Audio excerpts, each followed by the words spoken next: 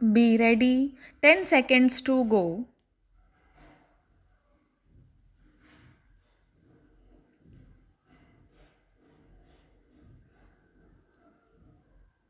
Start. It is true that our educational institutions are fulfilling to a certain extent the first objective of education. The alumni of these institutions are no doubt being acquainted with some part of the accumulated wisdom of the past generations, but the purpose for which such acquaintance is undertaken, that is to say, to awaken and strengthen and make more capable the individual mind, is not being fulfilled. Our young men and women of the rising generation are not found to be savvy of thought. It is true that from these institutions come out now and then some rare individuals whose mind is full alert, awakened, and quite forceful. But I feel that it would not be proper to say, in the name of these few and rare individuals, that our present educational institutions are illumining the heart of man. In my view, there are several reasons for failure in this direction. I may mention here some of the most important. Firstly, a great part of the accumulated knowledge or experience of the past generations with which our young people are being acquainted in these educational institutions has absolutely no relation or relevance to the daily life of these young people or to the world around them or to their collective life. Naturally, this heritage of the past appears to these young people somewhat unmeaningful, useless, and unassimilable. It therefore remains a mere burden on their mind, and they forget all about it soon after leaving these institutions. Another reason appears to be that the linguistic medium through which they are acquainted with this accumulated experience of the past is not an element of their daily and collective life. It remains more or less unfamiliar to them in spite of their making all efforts to master it.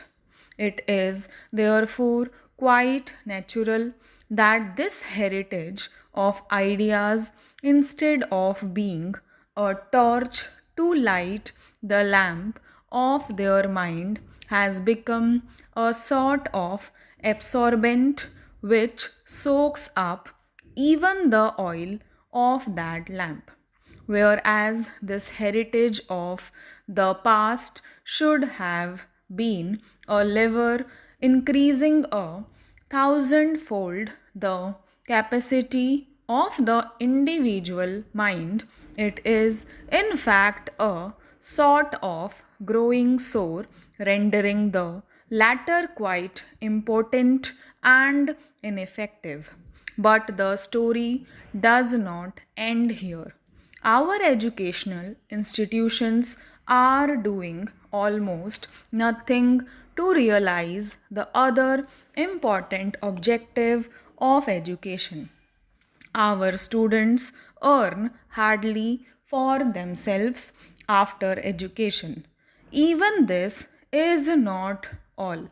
Finding their labor for years to be quite useless and fruitless for their own life, many of our youths are becoming victims of blind discontent and anger. They are not able to see a way out. Moreover, they are not even able to acquire a good acquaintance of the heritage of the past with which these institutions seek to familiarize them. In my view, one of the reasons for the fall in the standards of education, which there is general complaint today, is that our youths do not benefit at all from the education which is being now imparted in our educational institutions. This poison has not only corroded our individual life but is also now spreading into our collective life. Our present educational system does not concern itself at all with implanting the essential qualities for a collective life amongst our new generation. So, if in this situation our new generation remains devoid of the qualities essential for collective life, there should be no reason for surprise.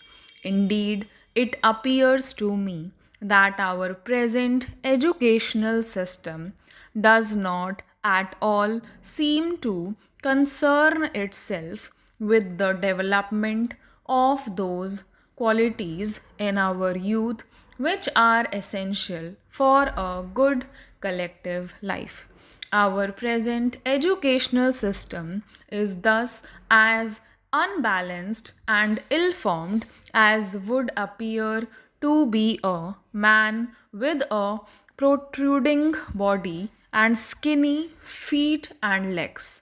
Whatever may be the reason for this, the entire effort of our present day educational institutions seem to be merely to acquaint the students with a very limited aspect of knowledge and not at all to make them skillful at work or good social beings.